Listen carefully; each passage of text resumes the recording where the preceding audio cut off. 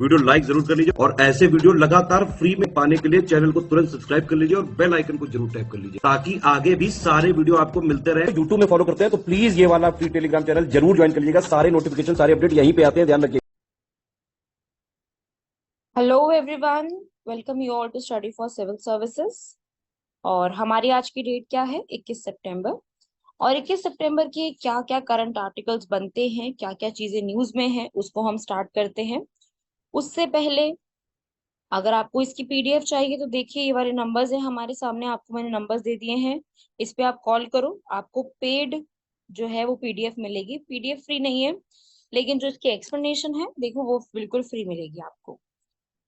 और बाकी ये रहा टेलीग्राम चैनल, इसको जरूर ज्वाइन करो यार। आप लोग टेलीग्राम चैनल ज्वाइन नहीं कर रहे हो, सभी लोग टेलीग्राम चैनल को ज्वाइन करें। और इसमें टेलीग्राम चैनल में मैं इतनी अपडेट देती हूँ जिसमें और भी पॉइंट्स होते हैं जो उस टॉपिक से जुड़े हुए, वो भी मैं वहां पे अपलोड करती रहती हूँ। ठीक है, तो इसमें ऐसा नहीं है कि आपको सिर्फ टेलीग्राम चैनल पे अपडेट्स ही मिलेंगी, इसमें बहुत सारी और भी अपडेट्स यहाँ पे मिल जाती हैं। तो टेलीग्राम चैनल को जरूर ज्वाइन करो। ठीक है भाई, सब लोग ज्वाइन करो इस चैनल को। आर्टिकल है अपने पास, शांति निकेतन को यूनेस्को की वर्ल्ड हेरिटेज साइट में इंक्लूड किया गया है। फन लर्निंग के बारे में पढ़ेंगे, यूडीआईडीज पढ़ेंगे, change, middle east Europe economic corridor पढ़ेंगे। नई पार्लियामेंट में स्पेशल सेशन हुआ है ओटीटी के लिए, विश्वकर्मा योजना, हेल्थ केयर जनरी, एआई और ब्रह्मोस। सबसे पहला है, आप सभी लोग जानते हैं कि अभी यूनेस्को की वर्ल्ड हेरिटेज साइट में, यूनेस्को जो है united nation educational scientific cultural organisation, इसने अपना हेरिटेज साइट के लिस्ट निकाली है। और उस हेरिटेज साइट के लिस्ट में 41 नंबर का, कौन सा 41 नंबर का शांति निकेतन बन गया है। शांति निकेतन जो कि यहाँ पर शांति, शांति का मतलब क्या था? बिल्कुल पीस, निकेतन मतलब जगह। 41 बन गया। 48 नंबर का ऑलरेडी कौन सा था? धोलावीरा। धोलावीरा कहाँ है? गुजरात में। धोलावीरा वही है इंडस वैली सिविलाइजेशन की एक जगह जहाँ पे पानी का बहुत अच्छा हार्वेस्टिंग सिस्टम था। तो यूनेस्को ने फाइनली इसको मान करके एक लिस्ट में डाल दिया है। और ये जो है एक्चुअली में ये टाउन है एक, जो कि रविंद्रनाथ टैगोर और उनके फादर देवेंद्रनाथ टैगोर, उन्होंने यहाँ पर बनाया था शांति निकेतन। विश्व भारती यूनिवर्सिटी भी बनाई थी। विश्व भारती यूनिवर्सिटी रविंद्रनाथ टैगोर ने 1921 में बनाई थी। उसी में ही, मतलब शांति निकेतन में ही विश्व भारती यूनिवर्सिटी है। ये वेस्ट बंगाल के बिरहम डिस्ट्रिक्ट में बनी हुई है, जहां पर एकदम बहुत अच्छे तरीके से सारी लर्निंग, आप कह लीजिए समग्र शिक्षा होती है। ओपन एयर क्लासरूम्स हैं, नेचर से आप रुक के पढ़ सकते हो। यहाँ पर पहले तो बहुत ज्यादा आर्टिस्ट लोग जो हैं वो यहाँ से आते थे।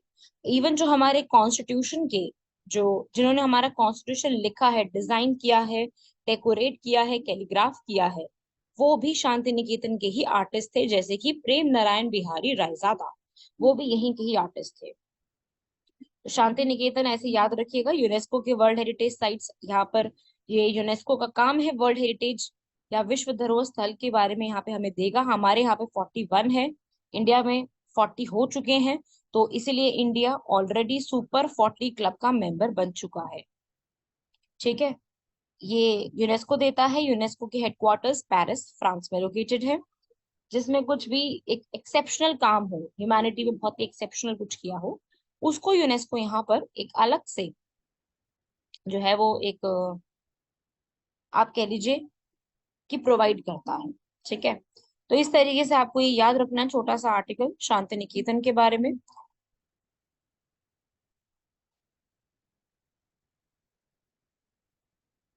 सेकंड आता है भाई कि फन लर्निंग के ऊपर बात की जा रही है। फन लर्निंग जो है नेशनल एजुकेशन पॉलिसी जो हमारी 2020 में आई थी, उसी का एक पार्ट है। यहाँ पर सर्प राजू और ऐसे करके कुछ इंडोर गेम स्टार्ट की गई है, जिसमें हम लोग क्या करेंगे? हम लोग फन लर्निंग को प्रमोट करेंगे। IKS इंडियन नॉलेज सिस्टम, ये AICTE के द्वारा स्टार्ट किया गया, जिसमें हम लोग जो गेम्स होंगी फन लर्निंग बच्चों के लिए स्टार्ट करेंगे। स्कूल के बच्चों के लिए भारतीय गेम्स प्रोग्राम के अंडर, भारतीय गेम प्रोग्राम जो है वो हमारे एजुकेशन मिनिस्टर धर्मेंद्र प्रधान द्वारा स्टार्ट किया गया था। और इसमें जो है भारतीय जो खेल की चीजें होंगी ना बच्चों को वो सिखाई जाएंगी। ठीक है, अलग अलग सेक्टर्स बनाए जाएंगे जिसमें उनको लंगड़ी टांग, पतंग उड़ाना जो होते हैं ना, हम आपको पता ही है, ये सब चीजें हम लोगों ने बहुत जो है खेली है। ठीक है, तो इस तरीके से 75 आउटडोर गेम्स रहेंगी और बाकी कुछ इंडोर गेम्स रहेंगी। ये वही गेम्स है जो हम लोगों ने खेली थी, लेकिन हमारे स्कूल में कंपलसरी नहीं थी, है ना, उसमें सारे टीचर्स इन्वॉल्व थोड़ी होते थे। अब तो भाई ये प्रोग्राम बिल्कुल फन तरीके से किया जाएगा जिसमें टीचर्स भी इन्वॉल्व करवाए जाएंगे। ठीक है, तो इस रिस्पेक्ट में याद रखना है इसको, याद रखिएगा भाई, इसको पढ़ लो। आप एक काम करो कि ये सारे फैक्ट्स आप लोग लिख लो। एक काम करो कि भारतीय गेम्स प्रोग्राम है, ये ऑलरेडी स्टार्ट किया जा चुका है, 2020 में इसको स्टार्ट किया गया था। और ये भारतीय गेम्स प्रोग्राम, इसको लॉन्च किसने किया था? ठीक है, लॉन्च किया किसने था, दैट इज ऑल्सो इम्पोर्टेंट, ये भी पूछे जाती हैं चीजें। इसके बाद ऐसे ही आता है हमारा एक कार्ड्स, यूनिक डिसेबिलिटी कार्ड्स, जिसको यहाँ पर जिसको भी डिसेबिलिटी है, इसी बारे में मैंने पहले भी वैसे बताया था बट अभी भी बता देती हूँ। सरकार जो है यहाँ पर आपका डेटा देख के बाद 94 लाख पर्सन से यहाँ पे डेटा ले चुकी है, और उस डेटा के हिसाब से ये देखा गया है कि क्या होगा, डिसेबिलिटी आईडी कार्ड दिए जाएंगे जिसको भी, जिस पर्सन को भी 6 साल में जो भी डिसेबिलिटी इश्यूज रहे हैं वो चेक किए जा करके उसकी कंडीशन को चेक करते हुए उसको एक अलग से कार्ड यहाँ पे दिया जाएगा। उसका जैसे हमें आधार कार्ड मिलता है ना, जिससे हमें ये पता चलता है कि हम इंडिया के सिटीजन हैं, काफी सारी चीजों के बारे में हमको पता चलता है। तो ऐसे ही एक ये भी एक कार्ड होगा, यूनिक डिसेबिलिटी कार्ड, जो कि पीडब्ल्यूडी जो होंगे उनको यहाँ पर दिया जाएगा, ताकि आगे चल के वो इस कार्ड को और जगह पे भी यूज कर सके। समझे बात को? तो एक एक कार्ड की फॉर्म में होगा, जैसे आधार कार्ड होता है, आप किसी कंपनी में काम करते हो तो आपको वहां पे आईडी कार्ड दिया जाता है, उससे आपको बहुत सारी चीजें हेल्प मिल जाती है ना, जो भी हमको आईडी कार्ड और ये सारी चीजें मिल जाती है। तो ये इसी तरीके से एक आईडी कार्ड्स यहाँ पे दिए जाएंगे। मेरे हिसाब से काफी अच्छी सोच है, ये आईडी कार्ड्स बहुत हेल्पफुल हो जाते हैं, जो पीडब्ल्यूडी सेक्शन में है उन लोगों के लिए बहुत हेल्पफुल हो जाते हैं। गेटिंग? सो इस तरीके से ये एक फैक्ट्स हैं, इसको आपको दिमाग में रखना है। ठीक है, अभी G20 का समिट हुआ है, उसमें ये बोला है कि भाई अभी voice of the global south हम लोग यहाँ पर करेंगे start. Global south G77, 77 countries का ग्रुप है जिसमें 77 कंट्रीज मिल करके आगे डिक्लेरेशन और टॉपिक्स के ऊपर बात करते हैं। Joint declaration of 77 countries, 77 countries मिलकर के यहाँ पे आगे बढ़ते हैं, जिनका मेन काम क्या है भाई, एक दूसरे के साथ कॉपरेशन। देखो हर एक का यही काम है, आप कुछ भी पढ़ लो, कुछ भी पढ़ लो, क्या है सबका काम? कॉपरेशन बढ़ाना, ट्रेड को इंक्रीज करना, इकोनॉमिक एक्टिविटीज प्रमोट करना, वही है। ठीक है, G77 अभी तो क्यूबा के पास में है। क्यूबा आपको पता है ना कहाँ पे लोकेटेड है? क्यूबा को शुगर बोल भी बोलते हैं, जहाँ पे बहुत ज्यादा अमाउंट में शुगर मिलता है। हो सकता है क्यूबा को रिप्लेस कर दे अब ब्राजील आगे आके, पर अभी फिलहाल तो क्यूबा ही है। ग्रुप ऑफ 77 न्यूयॉर्क में। ठीक है, न्यूयॉर्क में 2023 में, जिसके हेडक्वार्टर्स न्यूयॉर्क में ही है, तो ये दिमाग में रखिएगा। अभी मोदी जी ने इसके बारे में डिस्कशन किया था अभी G20 समिट में, तो मैंने एक छोटा सा आर्टिकल बताया। और मैं एक और चीज बता दूं, जितने भी अभी आर्टिकल्स मैं आपको समझा रही हूँ इसमें बेसिकली मेनली ज्यादा प्रिलिम्स ओरिएंटेड है, ये सारे प्रिलिम्स की हैं, अभी मेंस के लिए नहीं है, these all are prelims oriented. So अभी जो मैं आपको बता रही हूँ that is mainly associated with prelims. बहुत से बच्चे पूछ रहे थे, तो अब आपको नोट्स बनाने में भी ज्यादा दिक्कत नहीं होगी, क्योंकि मैंने इसमें ज्यादा आर्टिकल्स लिए हैं। ज्यादा आर्टिकल्स लेंगे तो हम लोगों का जो प्रिलिम्स बेस्ड क्वेश्चंस है ना वो सारे कंप्लीट हो जाएंगे। प्रिलिम्स में इसी टाइप की क्वेश्चन यहीं से पूछे जाते हैं, इसी स्टेटमेंट्स में पूछे जाते हैं। चाहे आप यूपीएससी की तैयारी कर रहे हो, चाहे आप यूपीपीसीएस की तैयारी कर रहे हो, दोनों के लिए आपको काफी ज्यादा हेल्पफुल रहेंगे।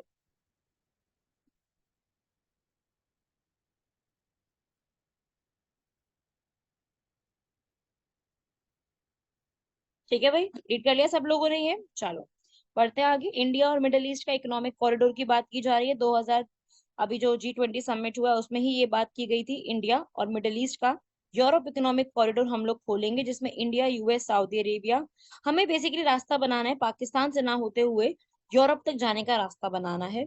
ग्लोबल इंफ्रास्ट्रक्चर होगा जिसके अंदर रेलवेज रोडवेज सबको होगा, जैसे कि आपने चाइना का भी सुना था, belt and road initiative China ने स्टार्ट किया था। इसी प्रकार से इंडिया भी अपना एक इकोनॉमिक कॉरिडोर स्टार्ट कर रहा है, जो कि अपने जो ईस्ट कोस्ट है ना, सारे अपने मुंद्रा रीजन, कांडला, जवाहरलाल नेहरू, ये मुंबई और गुजरात के जो रीजन्स हैं, वहां से कनेक्शन शुरू होकर के मिडल ईस्ट तक पहुंचेगा, जिसमें यूएई, सऊदी अरेबिया, वहां तक हम लोग पहुंचना शुरू करेंगे। तो ये एक अलग से आप कह लीजिए चाइना को काउंटर करने के लिए स्टार्ट किया गया, जैसे चाइना का बेल्ट एंड रोड इनिशिएटिव है, उसी टाइप से IMEC एक और इंडिया की तरफ से स्टार्ट किया गया है, जिसमें 5 पोर्ट्स को अभी तक हमने शॉर्टलिस्ट किया है। कौन कौन से, हमें नाम जरूर पता होने चाहिए।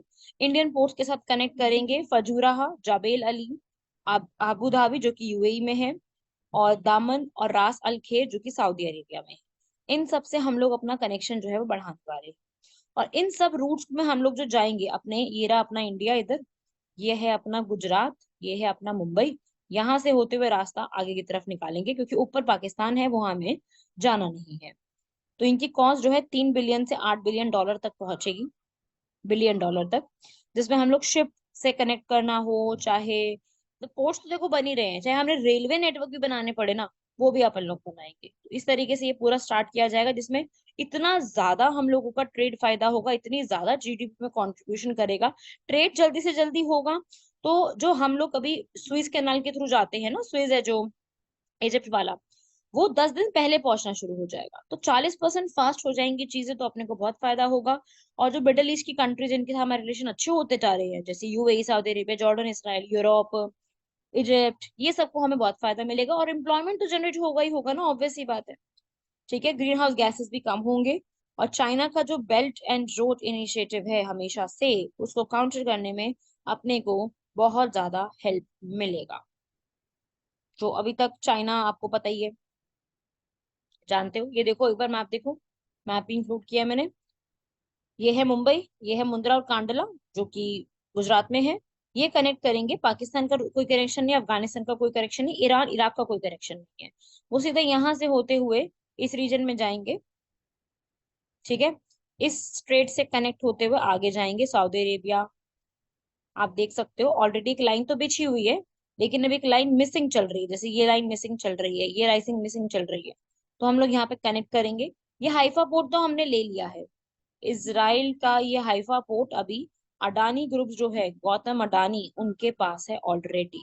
ठीक है, चलो यहाँ तक पढ़िएगा जरूर। अगला आता है, पार्लियामेंट ने अभी नया सेशन होल्ड करा है, आप लोग सभी जानते हैं, स्पेशल सेशन अभी किया गया है। और वो स्पेशल सेशन नई पार्लियामेंट की बिल्डिंग में 18 से 22 सितंबर में हुआ है, जिसमें अभी कल ही वुमेन रिजर्वेशन बिल को पास किया गया, 33% ऑफ रिजर्वेशन, वो भी मैं कवर करवाऊंगी अभी आपको। ठीक है, सेकेंड डे से नई पार्लियामेंट में शिफ्ट कर दिया। नई पार्लियामेंट बिल्डिंग आप सभी लोग जानते हैं, हर कोई हर एक फैक्ट के बारे में जरूर जानता होगा, नहीं जानता तो आपको पता होना चाहिए। नई पार्लियामेंट बिल्डिंग बनी है मई 2023 में, और पुरानी बिल्डिंग 1927 में बनी थी। और अभी नई वाली बिल्डिंग ने सारी जो प्रॉब्लम्स उसको ठीक कर दिया, उसमें नए इंफ्रास्ट्रक्चर को इस्तेमाल करा, AC की और बेटर कंडीशनिंग, CCTV कैमरास जो जहाँ पे लीकेज होती थी वो ठीक करा, रेन वाटर हार्वेस्टिंग लगाया गया ताकि पानी सेफ भी किया जा सके। तो नई पार्लियामेंट बिल्डिंग ने नई नई चीजों को यहाँ पर इंक्रीज सही किया है, क्योंकि अब उसमें सिटिंग कैपेसिटी भी कम रह गई थी। ठीक है, अपने को सिटिंग कैपेसिटी कितनी चाहिए थी, ज्यादा चाहिए थी, तो सिटिंग कैपेसिटी को भी यहाँ पर इंक्रीज कर दिया गया है। ठीक है, इसलिए नई पार्लियामेंट अब जो है, जो नई पार्लियामेंट है वो दिल्ली के सिस्मिक जोन सेकंड में आती थी। अब यहाँ पे क्या है कि अब हमें जो है सिस्मिक जोन 4 में आती है वो पार्लियामेंट, तो वहां पे अर्थक्वेक का खतरा ज्यादा है। तो अर्थक्वेक के खतरे से बचाने के लिए नई पार्लियामेंट बिल्डिंग को उस अर्थक्वेक प्रूफ बनाया जा रहा है। समझे भाई? और जो नई पार्लियामेंट बनी है उसके आर्किटेक्ट कौन है? उसके आर्किटेक्ट है बिमल पटेल। डिजाइन और सब कुछ इन्होंने तैयार किया है, और बिल्डिंग किसने तैयार की है? टाटा बिल्डर्स। ओके, चलिए अभी पार्लियामेंट ने ओटीटी क्या होता है यहाँ पर? जो हमारे OTT प्लेटफॉर्म्स है सारे, जितने भी हमारे WhatsApp, Google Meet, Zoom, Netflix, amazon, ये अलग अलग है। WhatsApp is social media platform, Netflix, amazon या फिर Disney plus Hotstar, these are the OTT platform, जहाँ पे सीरीज दिखाई जाती है, कंटेंट दिखाया जाता है। तो उसमें जो कंटेंट है उसको सिलेक्ट करके बैन भी किया जाएगा, ताकि गलत तरीके से लोगों पे इम्पैक्ट ना पड़े। तो गवर्नमेंट ओटीटी पे रेगुलेशंस लेकर के आ रही है। ओटीटी मतलब ओवर द टॉप होता है, जिसमें जो कि आप इंटरनेट के थ्रू कुछ भी आप सर्विसेज को डिलीवर करते हो। और TRAI, telecom regulation authority of India, इसको पूरा कंट्रोल करती है। तो अभी यहाँ पर इसके ऊपर जो है बात की जा रही है कि किस तरीके से कॉस्ट शेयरिंग की जाएगी, वीडियो कॉल्स वगैरह जितना भी सारी चीजें होती है उसमें किस तरीके से लाइसेंसिंग दी जाएगी और कैसे डिलीवर किया जाएगा। तो रेवेन्यूज किस तरीके से जो है वो डिलीवर किए जाएंगे, वो है। ओटीटी प्लेटफॉर्म लाइसेंस की फीस दे नहीं रहे हैं, तो उसके ऊपर भी कोई ना कोई यहाँ पर एक रेगुलेशन तैयार की जाएगी। अगर वो लाइसेंस नहीं देंगे तो उनका किस तरीके से खत्म किया जाएगा। तो वो एक ओटीटी प्लेटफॉर्म है इसके ऊपर, इसको भी दिमाग में रखिएगा। और ये छोटा सा आप रीड कर सकते हो आर्गुमेंट इसके अगेंस्ट के भी।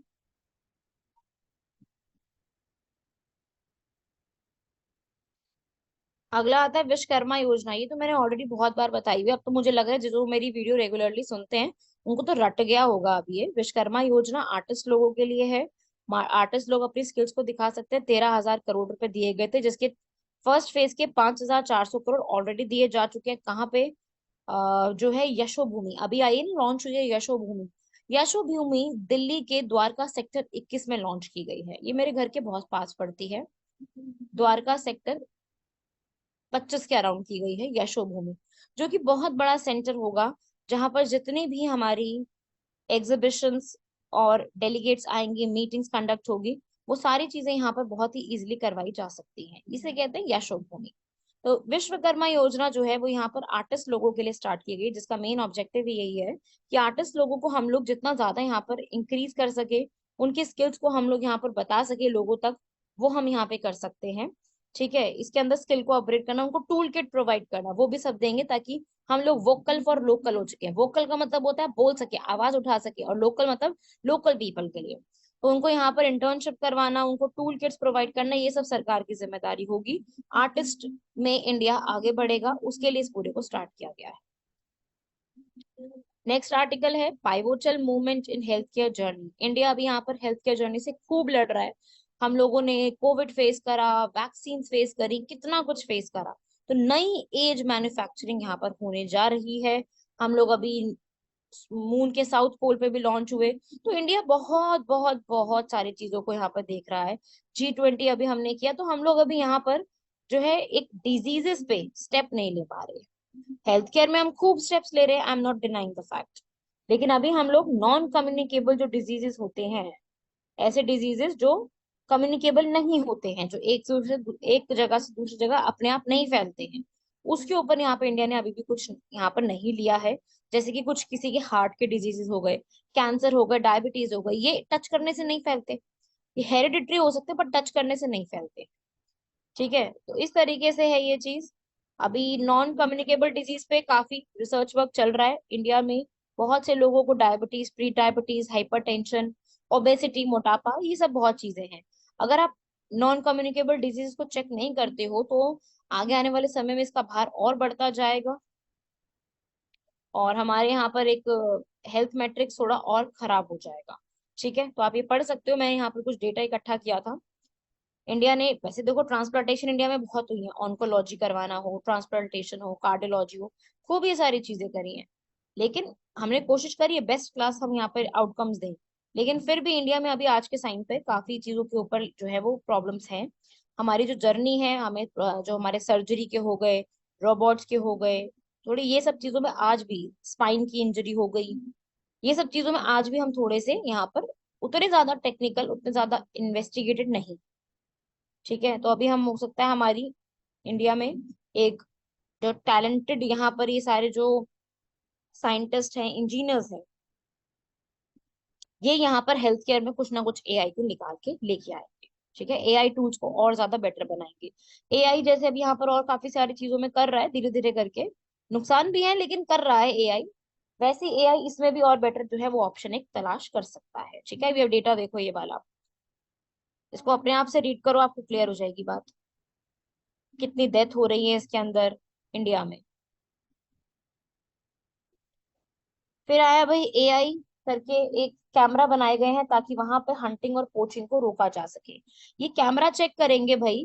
देखो अब ना हम क्या होता है, खुद से चेक नहीं करेंगे, कैमरा चेक करेंगे कि भाई किस तरीके से वहां पे वाइल्ड एनिमल्स जो हैं वो रह रहे हैं, टाइगर्स और एलिफेंट्स की वहां पर क्या क्या मूवमेंट हो रही है, कितने उनके काउंट है, कोई कम तो नहीं हुआ काउंट। तो कान्हा पंच कॉरिडोर मध्य प्रदेश में इसको स्टार्ट किया गया, एआई को यहाँ पर स्टार्ट करके कैमरास लगाए गए।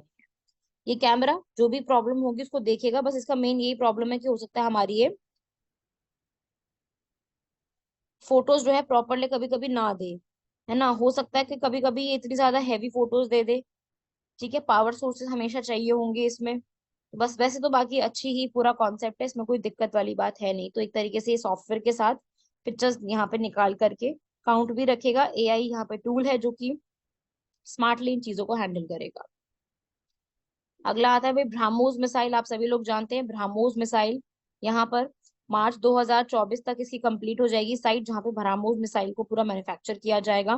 ब्रह्मोस में ब्रहा हमारे ब्रह्मपुत्र का है, मोस यहाँ पर मोसाका मोस्कवा रशिया की है।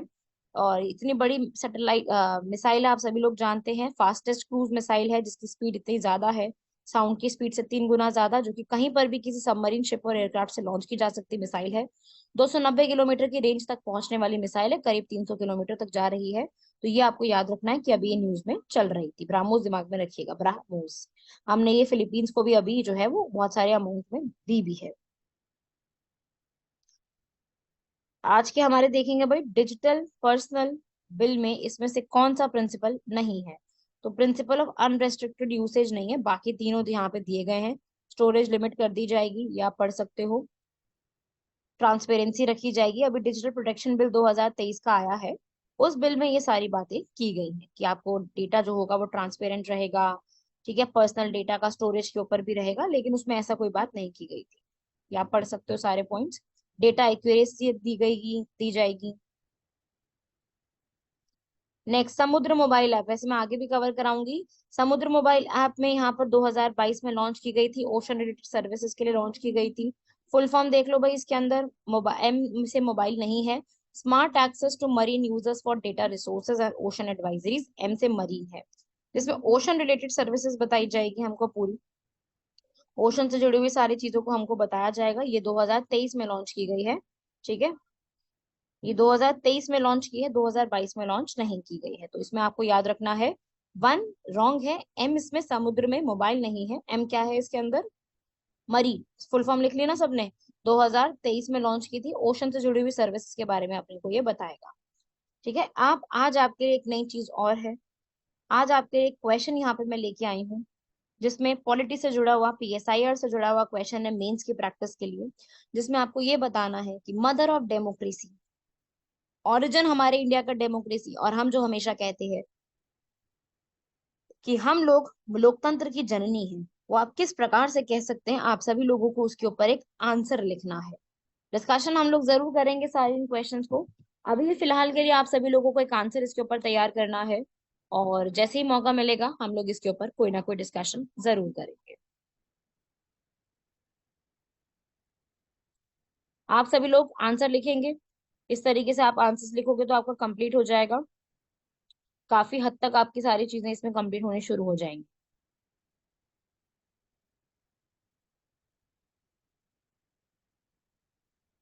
क्लियर हुआ सभी लोगों को यहाँ तक? चलिए, बहुत बढ़िया बात है, यहाँ तक आपको क्लियर हुआ। मिलते हैं आप सभी लोगों से अगले लेक्चर में। धन्यवाद, शुक्रिया, जय हिंद।